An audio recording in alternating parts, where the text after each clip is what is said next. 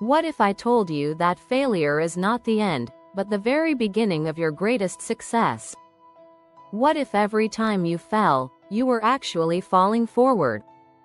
We live in a world that celebrates success loudly but whispers about failure. And yet, every major breakthrough, every world-changing idea, every inspiring journey has one thing in common: failure. Failure is not the opposite of success. It is the foundation of success. It is the silent teacher that shows us who we really are. It humbles us. It reveals our weaknesses. And it invites us to grow.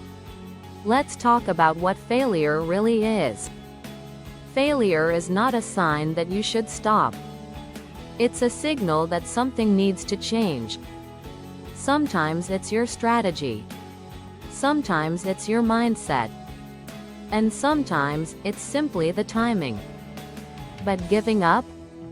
That's the only real failure. You see, you haven't truly failed until you've stopped trying. When we face failure, we often take it personally. We tie it to our identity. We say, "I am a failure," instead of, "I experienced failure." Those are two very different things. You are not your mistakes. You are not your rejections. You are not the job you didn't get, the business that didn't work, or the relationship that didn't last. You are the person who dared to try. Who took the risk? Who put yourself out there? The truth is, the people who succeed are not the ones who never fail. They are the ones who never give up. They use failure as fuel. They ask, "What can I learn from this?" And then they apply that lesson. They evolve. They rise. Again and again. Thomas Edison failed 10,000 times before inventing the light bulb. J.K. Rowling was rejected by 12 publishers before Harry Potter became a global phenomenon. Michael Jordan was cut from his high school basketball team. What if they had stopped at failure? The world would have lost so much brilliance. And what brilliance are you hiding because you fear failing? It's time to reframe failure. To see it as feedback, not defeat. As direction, not disaster. Every setback is a setup for a comeback. Every no leads you closer to your yes. Every closed door teaches you how to find a better one. And yes, it hurts.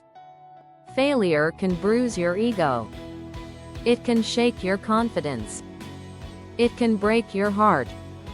But it can also build your resilience. It can sharpen your focus.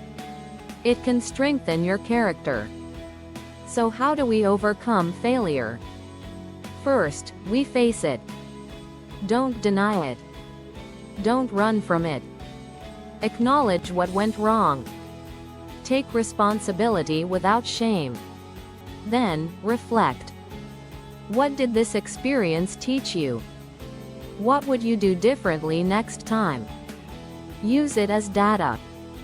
Use it as a stepping stone. Second, be kind to yourself.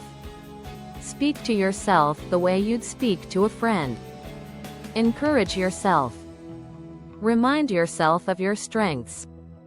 And most importantly, forgive yourself. You are allowed to fall. You are allowed to fail. That's how humans grow. Third, keep moving forward. Don't get stuck in regret. Don't freeze in fear. Take the next step. Even if it's small. Even if it's slow. Progress is progress. Remember this. Failure is not permanent. Your story is still being written. And you hold the pen. You can rewrite the ending. You can rise from this. You can become stronger, wiser, and more unstoppable than ever before. So the next time you fail, and you will, because we all do, smile. Because you're on your way. Because you're in the process. Because your failure is proof that you're trying, and that means you're alive, you're learning, and you're becoming. Failure isn't final. It's just the first chapter in your success story. So turn the page. Your comeback is waiting.